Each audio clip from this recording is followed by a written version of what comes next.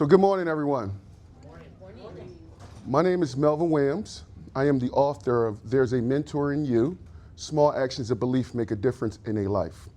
You'll notice that there'll be a copy of the book at each seat. I want to cover a couple housekeeping things.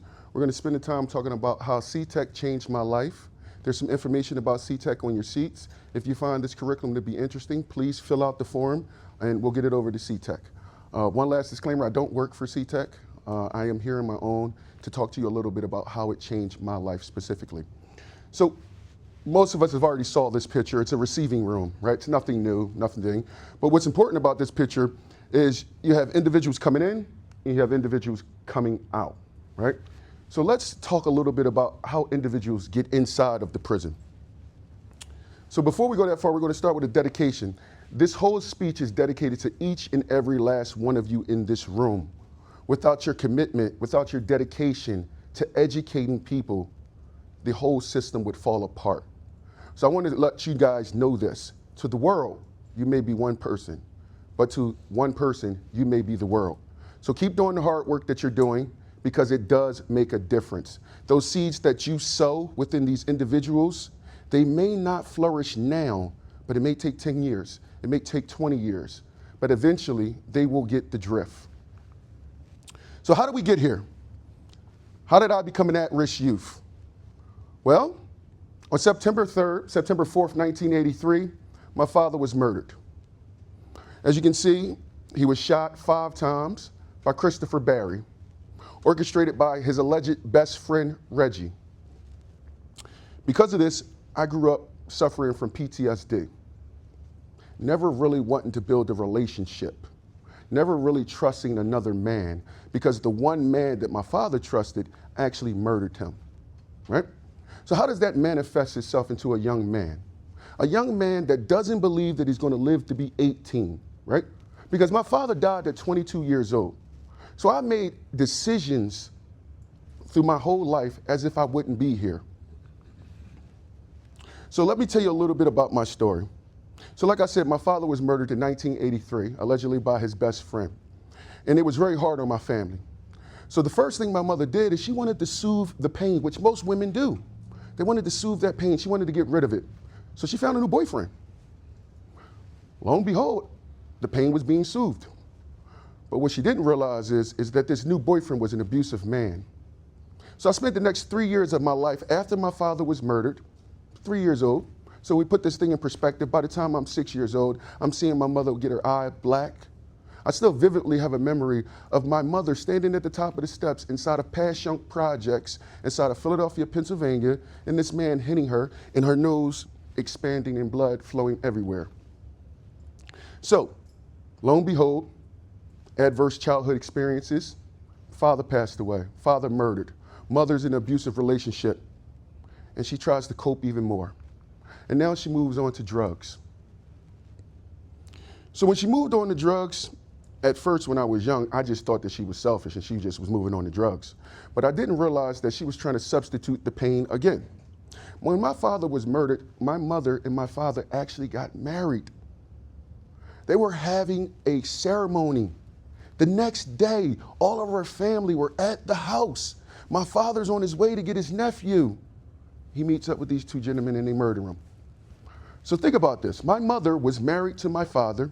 The next day, we're having this celebration, and then my father's murdered. One thing I left out, my mother was abused by her mother. So children who are abused by parents tend to always reach out and they're always searching out for some type of love. So let's go back. My mother experienced this abuse from her mother. She started reaching out for love. She meets my father. My father gives her all the love that she needs. He's a 22-year-old professional boxer, lost his first fight. Me and my family, my mom always used to say, boy, I told him that he had to give me some. And my father actually lost his first fight because he didn't follow the basic rules of not having sex before a fight.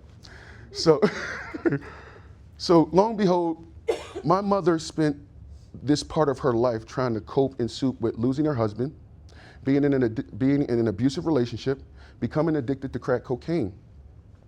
So through that process, some things happened. This is a map of Philadelphia, right? I don't know, is anyone in here familiar with Philadelphia? Know any neighborhoods or anything from Philadelphia? All right, so, okay, so for example, so this is all the neighborhoods inside of Philadelphia. So when I first was born, I started out right there in South Philly, right? By the time I was 10 years old, every last block on this thing I lived in, 13 different elementary schools. What does that do to a young man? Adverse childhood experiences, how do you grow? How do you learn?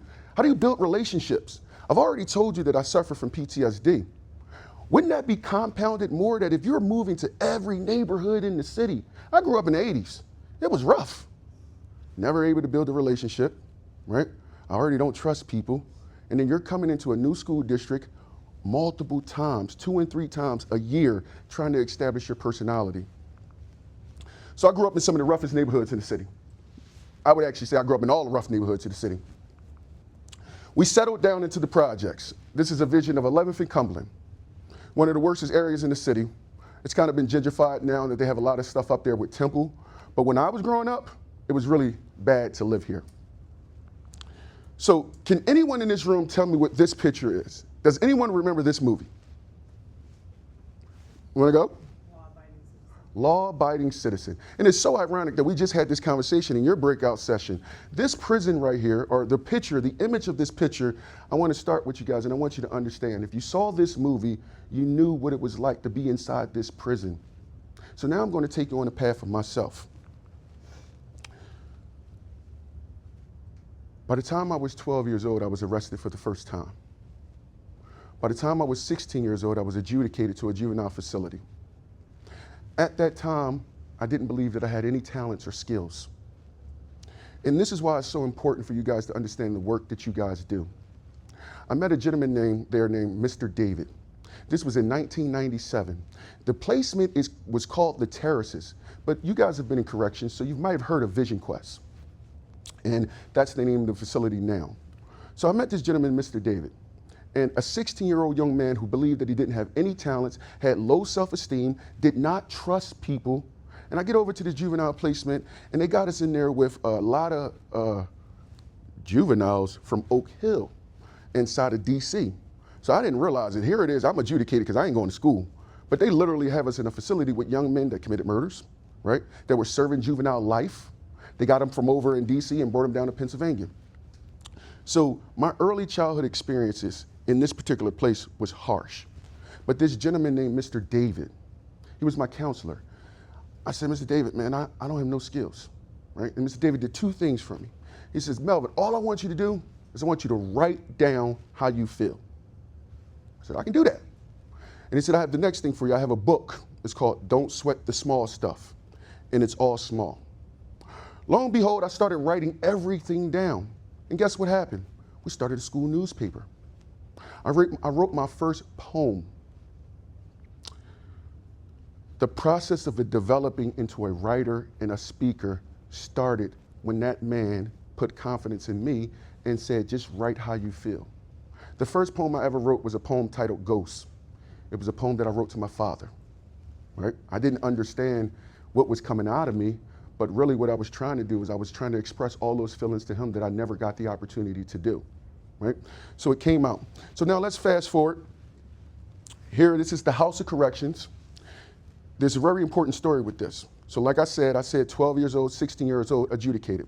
By the time I was 17 years old, I was certified for armed robbery. Now I found myself inside of the House of Corrections due to this, right? Now this particular picture it holds so much significant value. In the movie, Jamie Foxx is saying to Clay, do you think your daughter would want you to be doing the things that you were doing, right? And when he said this, I was like, yo, you probably don't want your daughter doing the things that you was doing. But I want you guys to understand the importance that you have. The words that you say, the things that you say out of your mouth, they alter us. They alter the people that you deal with. So I'm going to reverse this image. This image is me in my cell at 18 years old, July 31st, 1999. The CO walks up to my cell. The gate looked just like this because I was in the House of Corrections, the same place that this movie was filmed at. They actually call this place the Dungeon. It's shut down as one of the worst jails on State Road in Philadelphia. It was modeled at the Eastern State Penitentiary. This CO walked up to my cell and he said, I got a gift for you. And I said, well, what is it? He said, pack your shit, you go into the hole. So I spent my 18th birthday inside of the House of Corrections as a broken individual.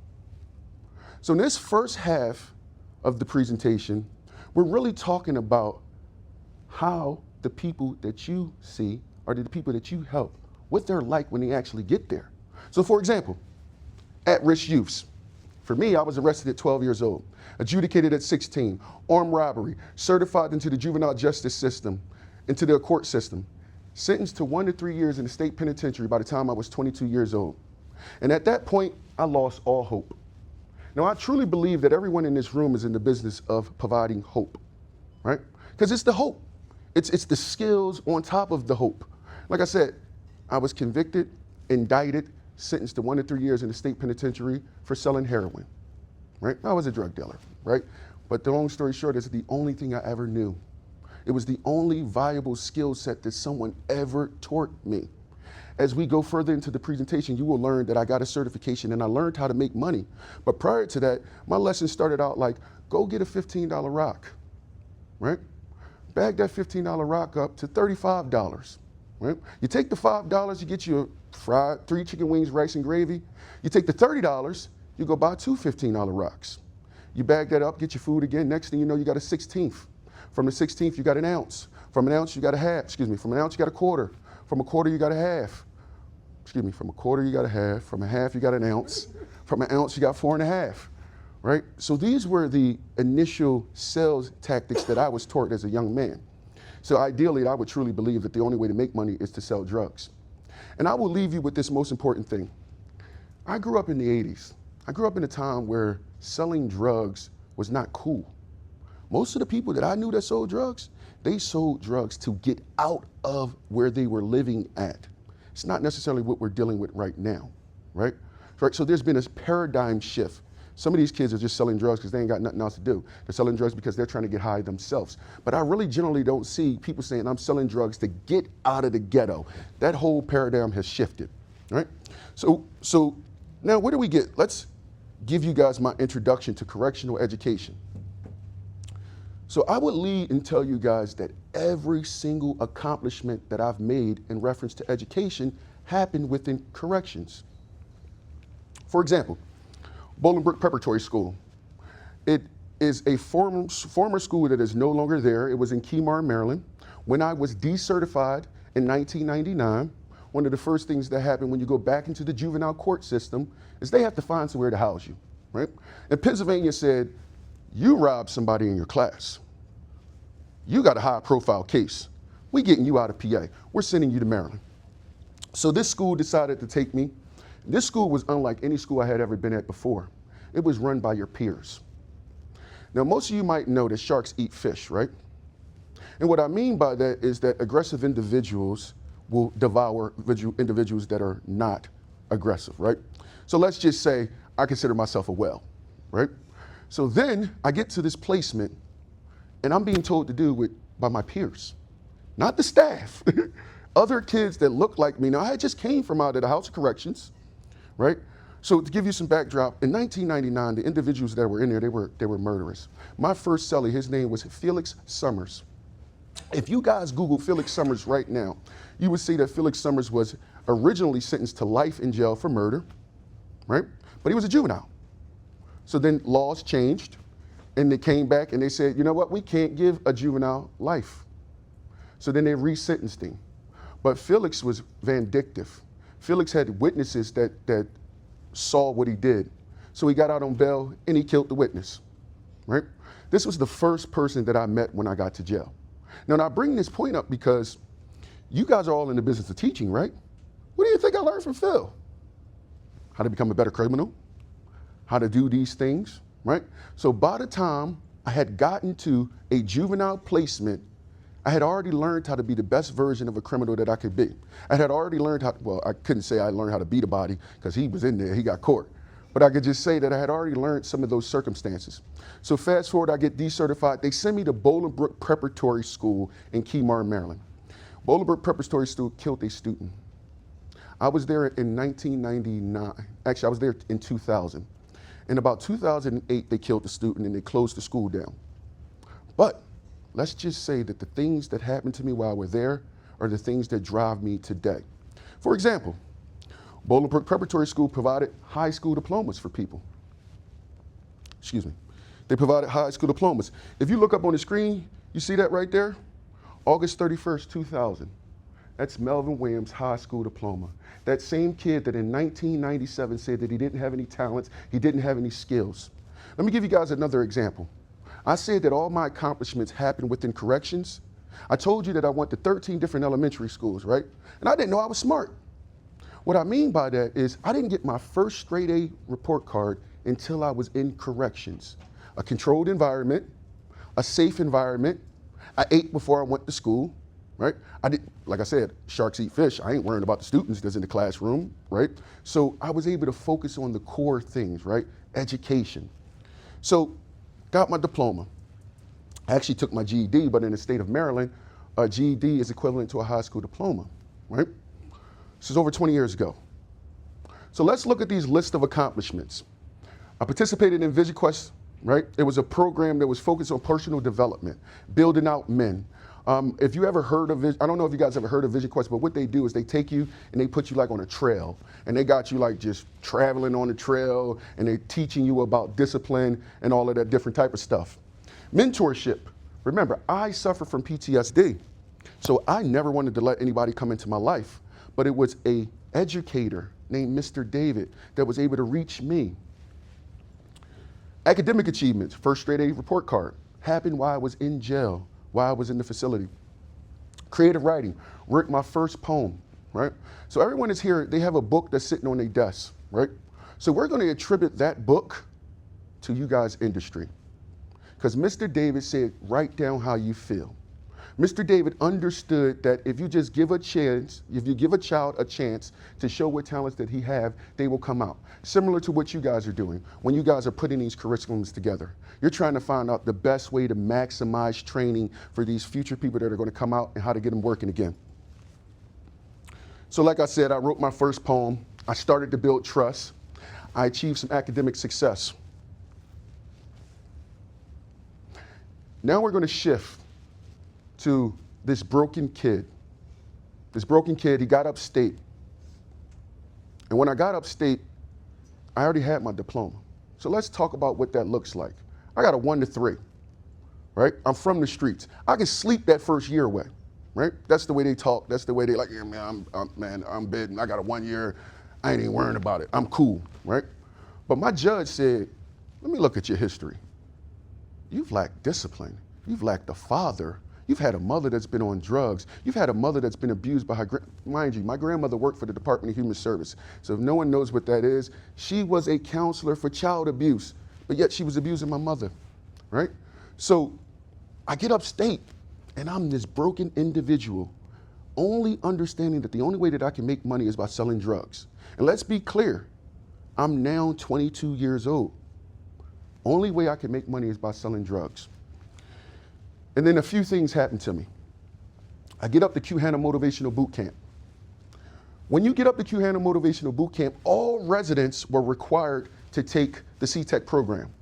With a 95% completion rate, a 95% certification rate, the recidivism rate for individuals that were within this program dropped down to 17%.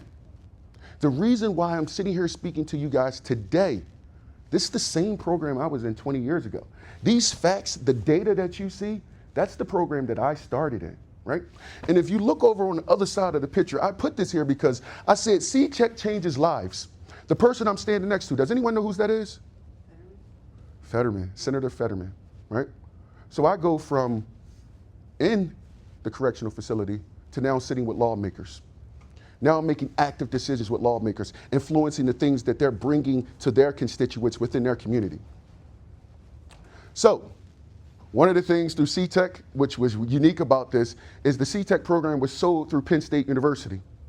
So long behold, I am a Penn State alumni, right? Even though I only took introduction to network cable fiber telecommunication systems and fiber telecommunication systems. I am a Penn State alumni. So when you go to my LinkedIn page, right, and everyone's saying, we are Penn State, I'm like, we are Penn State, because I'm a part of that group. It didn't matter that I got it in a Du Bois campus, which was in the correctional facility in Kuhana Motivational Boot Camp. That didn't matter. What matters is that my certification says that I got college credits from Penn State University. And then this is when things really started to shift. This certification right here, Network Cable Specialist for Fiber Optic Telecommunication Systems. I also have a certification for a Network Cable Specialist for copper-based telecommunication systems. They all go hand in hand. Now, if you guys walk through the booth, right, you've seen all the kits and all of that stuff, right? So how does this help? Because I'm sitting here telling you that C-Tech changed lives. I'm telling you that if you're trying to find a curriculum to put inside of your facility that you think that people are going to be able to come home and always eat, I want to leave you with this. If you give a man a fish, you feed him for a day. If you teach a man to fish, you feed him for a lifetime. 20 years later, I've never been incarcerated again. I've been eating off of my certification since the day I walked out of Kuhana Motivational Boot Camp, which was September 23rd, 2005.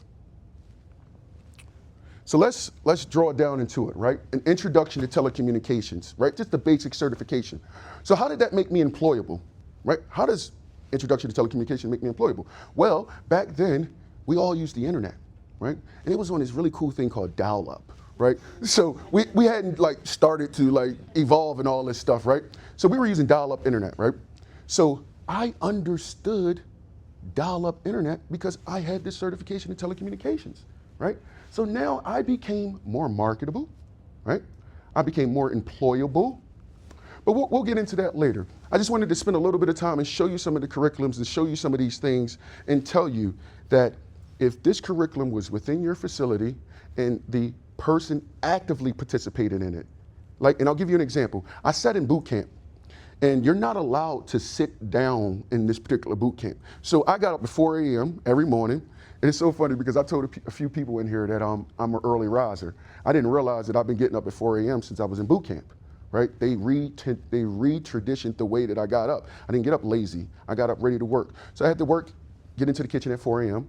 And then I would have to do a whole day of all the stuff that you normally got to do at boot camp, right?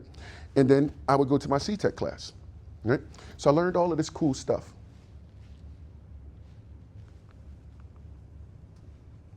I learned about grounding and bonding, right? If you looking at this, you probably would think, if you look at the back of your house, right? Traditionally, this was how you would get your phone service. This little gray box right here is a demarcation box. You got a little bit of electricity right here, but basically, traditionally, phone companies would bring the phone service to that line. Now, I'm going to talk a little bit about that further when we talk a little bit about how I started stacking these certifications to build my own business and started providing services to people in the community. So, wireless 5G systems and capacity. If we think about what's going on right now, that's the current trend, right? If you have an individual that can come out of the state penitentiary and they understand 5G, they make themselves so much more employable. Everything that we do is going to be based off of technology. So career opportunities. What are the career opportunities if you get a C-Tech certification? So let's just start with this. The U.S. unveils major plans to expand AI infrastructure. The United States is strategically pushing to reinforce its global leadership in artificial intelligence by enhancing its AI infrastructure. Now, all of you guys have just seen all of the stuff that I showed you. Everything has to do with wiring and infrastructure, right? So a lot of people are afraid. They're saying artificial intelligence is going to get rid of our jobs. Not if you have a C-Tech certification. You're going to be on the forefront of revitalizing that infrastructure. You're going to become valuable. You're going to become the individuals that companies are looking for. And I'll share a story with you. I got my C-Tech certification, and I was still in the halfway house. I went to my first interview. Cable company. Only minority-owned cable company inside of Philadelphia. It was called Wilco Electronics. Mr. Daniels set me down in an interview, and I had my resume, and basically my resume read like the C-Tech curriculum. Like the curriculum, Introduction to Telecommunications, Introduction to Fiber Optics. It just read the curriculum because at that point, I had to work. I sold drugs. I was a felon. All I knew, right? But I just basically took the curriculum to C-Tech and I made my resume. So I walk into there, right? I'm on parole. I'm in the halfway house. The job is not even in Philadelphia. It's in Fort Washington, Pennsylvania, outside of Philadelphia. And he knows that I got to commute and I don't have a car. I walk in there, I have my interview. Mr. Daniel says to me, "We need you." I'm like, "What do you mean?" He was like, "We need you." And I was like, "Well, you do understand I don't have a license, right?" He was like, "I don't care. We're not going to put you as a cable tech yet. We're going to get you somewhere in this organization where we can use your talents and skills." So he understood that I understood telecommunications. And that was what his whole business was based off of. So you know what? He gave me a job as a sales representative. He said, everybody who internet service or cable service is turned off, I want you to call them. Talk to them about why it's important for them to get their stuff back on. And I did that. So my first job from my CTEC certification was not a cable technician, was not a satellite technician. It was not a maintenance installer. It was not an energy auditor. It was a sales representative because I understood the terminology of technology. I understood telecommunications. Now, those images that you see right there, those are going to be the median incomes for some of the positions that your guys want a CTEC certification. They'll be able to come home and get those jobs. So a smart home professional, right? All of you guys got Ring cameras, right? Right? All of you guys are setting up your Google Nest, doing things inside of your home to make your house a more automated place, right? That's what our smart home professional does, right? So do you think that the houses are going to change and that we're going to get rid of automation, or you think it's going to increase more, right? So that's a job that's going to stay around, right? We all know satellite technicians, right? We may think that it's going away, right? But Elon Musk, think about everything that's going on right now in the conflict over in Europe. Ukraine has internet based off of satellite internet, right? Do you think that's going to change? No, it's only going to increase. So once again, having this certification makes you more valuable, right? Telecommunication line installer, right? Can you go into a data center, right? Because the data center needs to be able to increase the bandwidth, right? It needs to decrease latency. And we say that all the stuff in there is copper wiring, and we need to put fiber optic wiring in there, right? Because when you think about what is fiber optics, right? Think about a highway, right? We're sending all this data through the highway and you got 3 lanes, right? Copper. Fiber optics, you're gonna have 6 lanes. So with this massive increase of infrastructure, we need to get more data through. So now as a technician, you become more valuable. It doesn't matter that you are a felon. It doesn't matter that you made a mistake. So now let's get down to the meat and potatoes. I mentioned to you guys earlier that if you if you give a man a fish, you feed him for a day. And if you teach a man to fish, you feed him for his lifetime. This is so important for me. This is a tax identification number. Now, this is back in 2013 when I incorporated M&N Communications. But I'm going to tell you how I started M&N Communications. So once again, I said that I've always been employable. And Wilco Electronics, actually, I'm going to pause on that. I'll let you guys hear how I started M&N Communications. But once again, we're going to talk about jobs. So we got Jake from State Farm here, right? But if you notice, Jake from State Farm is sitting in front of a computer. He's sitting next to other people in the computer room, and he's working as a technical support representative, right? For a large insurance company. I didn't know IT. I just understood telecommunications. I understood wiring. And guess what's in every office that you go to? An Ethernet cord, right? They're like, the internet's not working or my computer's not working. Well, check your internet, right? So I was able to get a job in different industries, right? So this is a picture of a gentleman, customer service representative. I wanted to really draw that down. Having this certification makes you more marketable. It makes you more valuable. And the different positions you can have really don't matter. For example, I was a dispatcher for an HVAC company. These certifications have nothing to do with that. But at the last cable company that I was at, I was also a dispatcher. And since I understood telecommunications and I understood RG6, which is cable wiring, right? They put me in a position of leadership to deal with men, to tell men, look, don't bullshit, yo. I know how long it take you to do this drop, yo. Just get it done, all right? As the dispatcher, they knew that I understood telecommunications, and they knew that I understood how long a job should take. So they put me in a position to make sure the men got it done, right? And then I parlayed that into a whole nother industry, because leadership and telling people what to do, it's an acquired skill set, right? And through all of this, I acquired this skill.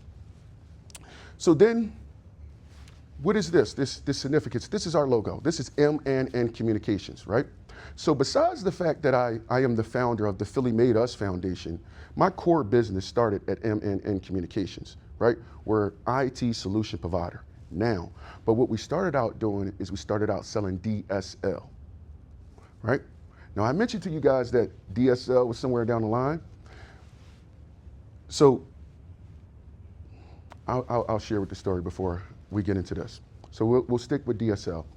So this company that I work for, Wilco Electronics, so Wilco service Philadelphia Housing Authority. They service the projects. So I'm very passionate about the digital divide, right? Making sure that people have access to technology.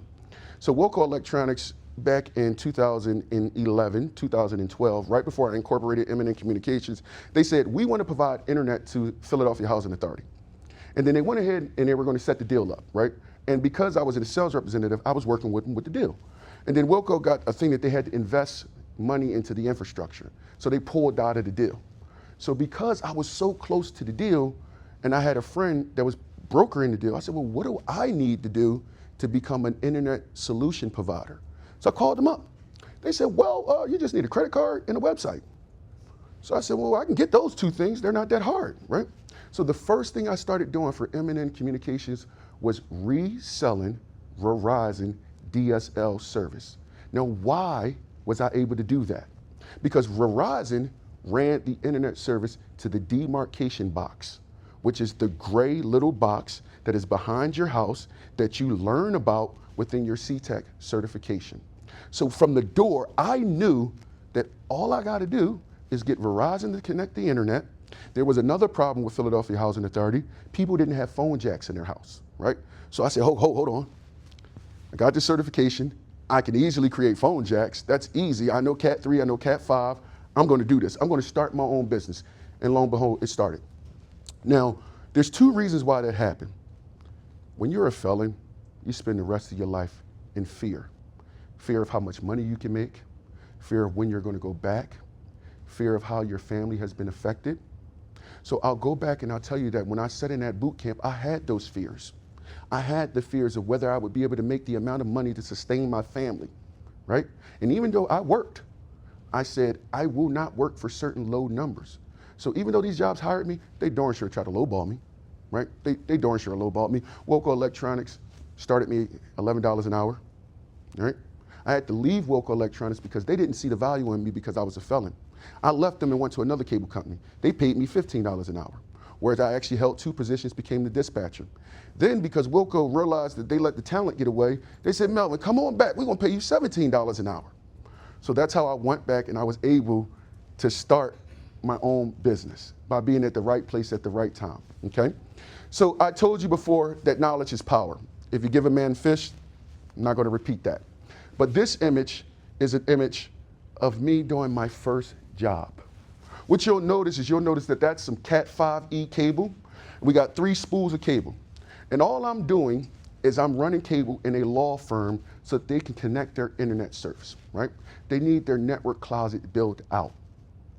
I had the skills to do that based off of my CTEC certification. Now I'm sitting up here talking about all this stuff, but I wanted to tell you, don't take my word, take their word, right? This is a large a large media firm called the Channel Company, right? I sit on their board, right? I actively go out and speak. So these are the words that they said. They said, Melvin Williams is a visionary entrepreneur who established M&N Communications in 2013 with a strong background in information technology. But I really don't have a strong background in information technology. My background is in telecommunications. But because I was able to demonstrate transferable skills by understanding telecommunications, they threw me in the thing. He's an IT guy. I said, I'll take it, right? So once again, I said to you guys that I got my CTEC certification and I understood technology. So this is a picture from about 8 years ago. It was our 10-year anniversary. right? Because we started M&N Communication in 2008. And the important thing here is these vendors that we see. You got Verizon, Avaya. Avaya is a phone company, right? You have TierPoint. TierPoint is a data center. A lot of these guys are cable companies, phone companies. All of these companies were within my portfolio because I understood their business model. I was able to partner with them and sell them services. So we'll fast forward a little bit. This is our office, M&N Communications. We got this office back in 2021, right before COVID hit. As you can see, it looks the way it looks. It looks kind of dead because COVID happened and we had just opened up the office. However, there's a silver lining to that. We generated more revenue during COVID than I had ever did in my life because I once again had skills that other people didn't have. I could jump on a computer remotely. I could teach you how to get your surf on a computer remotely. And if we fast forward even further, I would say that my company sells UCaaS phone systems. So we sell phone systems. When everybody was trying to get on Zoom and they were trying to do a Zoom call, the phone system that we sold, it was called Elevate. It came with its own video conferencing solution. So we went from helping people to get back into society. So this right here is me speaking. I like to use this terminology that technology has taken me some amazing places. And I wanted you to, Melvin Williams, to tell you a little bit about it.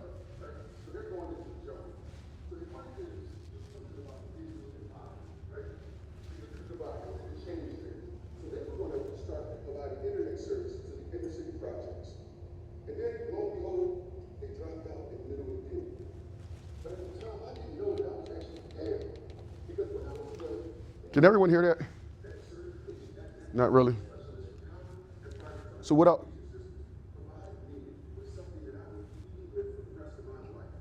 I'll just stop it there and say that what that was me speaking to a group of entrepreneurs, right? Guys that own large IT businesses. Guys that now look at me as an authority on technology. If you Google Melvin Williams and you put the word technology behind it, you may find some articles that I've participated in. If you Google Melvin Williams and you put the word CRM in there, you may find some articles that I participated in. This picture that we see right here, PAX 8 is one of the largest technology distributors in the world. They sell more Microsoft licenses than anyone in the world, right? And you and I both know everyone's using Microsoft. But I put that picture up there is because I had the honor of introducing this group. So from felon, from at-risk youth, right? So from at-risk to forget the activist part. I haven't gotten there yet. We'll talk a little bit about that, right? Because you can return from incarceration and become a productive member of society. So we'll just go through these pictures here. Halo PSA. Halo is one of the newest professional automation systems. I had the honor up there of presenting them with the award of the evolution. This right here, this picture holds great significance to me. Morgan Camp is located in Florida. It's a very special camp. It only treats children that suffer from, they have to be in a wheelchair. So they have to be handicapped or something. And we went out there. So I said, when I said to you guys, I said, don't take it from me, right? So the channel company, right, CRN News, right, those are the people that are talking about who Melvin Williams is, right? So I sit on their board. And the reason why I brought this picture up is because it's 3 specific vendors, Ingram Micro, Intermedia, and Enable. All 3 of those technology vendors are in our technology stack. Let me tell you what Ingram does. Ingram Micro gives me the ability to sell computers to anyone in the world. It gives me the ability to buy technology. I run my business through them. They're one of our partners. Intermedia, they're a UCaaS solution provider, meaning they sell phone systems. Enable, they're a data recovery provider.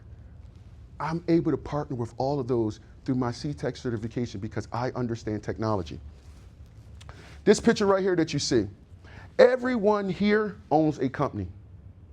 Everyone there who owns a company, they're generating at least $1 million in revenue. They came out to Florida, Orlando, to a 4-hour masterclass that we did. So once again, I took my certification and it talks about technology, and you move from the felon and you move to the authority, where now you're giving back to society. People are looking up to you as the authority on the topics, right? Right? Because remember, there's a mentor in all of you in here. Your small actions of belief make a difference in the life. So what you guys did by implementing these curriculums within the correctional institution, it took a kid that was broken, right? And it gave him a drive. It gave him a purpose. It gave him a reason to live. It took that fear that I would never be able to make much money into I'm going to make as much money as my will and my desire allows me to be. Does anyone know who that is? Anyone familiar with the January 6th committee in reference to Trump? All right, so that would be the state rep from Mississippi who led the January committee. Once again, the significance of this picture is I went from being a felon to sitting with lawmakers, right? Having conversations with lawmakers, right? And a lot of time, people can't do that. They can't transition from being incarcerated to now sitting with those lawmakers. Here it is, I'm sitting here with John Maxwell. The importance and the significance of this show is just the logo, just the MNN Communications, right? You guys instilled something in me, right, that I still have, the desire to learn. C-Tech instilled the desire to learn. I had already had my diploma.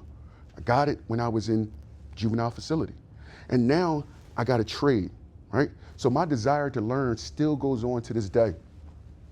This is a group of individuals that, once again, I talked about us being an authority. I sit in a group with, now in this particular group, these guys, their revenue sources was from 5 million to 20 million. So all of these guys that I was sitting with, and they're sitting in there talking to me about how I built my business. Then we get to the part where as though I wanted to socially give back, right? So I started a 501c called the Philly Made Us Foundation. Once again, those important aspects of it. Here's my letter from the IRS saying that you are a 501c and you have a nonprofit and you can get all the cool stuff that comes with being a nonprofit. So the first thing we did is we tried to give back to the community and we did a book bag drive. So we're actively participating in this, right? So this rehabilitation that we talk about, it started from education, right? It got me a certification. From the certification, I got me a job. From a job, I started a business. From a business, I'm able to give back to the community. People are now looking up to me through the education that I received from you guys. This picture right here, who is this person? This is me currently today. If you lived in Blue Bell, Pennsylvania, that would be sitting on your door. Elect Melvin Williams for Township Auditor. The reason why I chose to close with this is because sowing the seeds of education and corrections does work. 12 years old, first time I got arrested. 16 years old, adjudicated. They dropped that seed in there. Mr. David, write down how you feel. Pick up the book. Pick up the book. Don't sweat the small stuff, and it's all small. I travel to another juvenile placement. I get my high school diploma.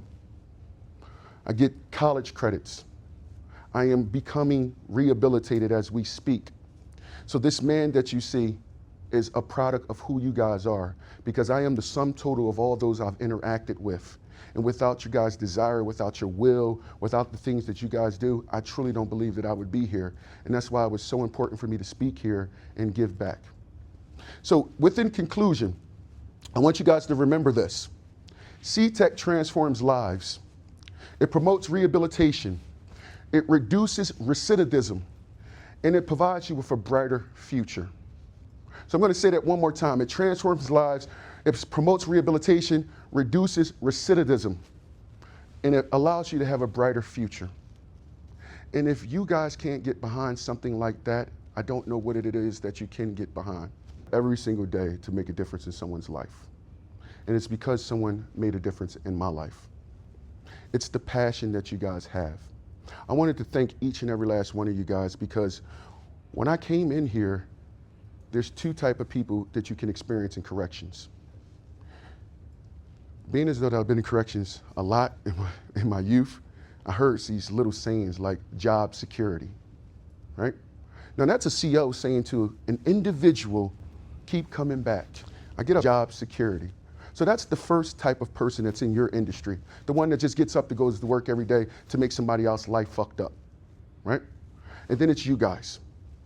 It's you guys that are fighting to put curriculums inside of these prisons. It's you guys that are sitting there saying, I'm going to make a difference, right? And I want to thank you guys for that, right? Because there's a mentor in you. Every small action that you do makes a difference in a life.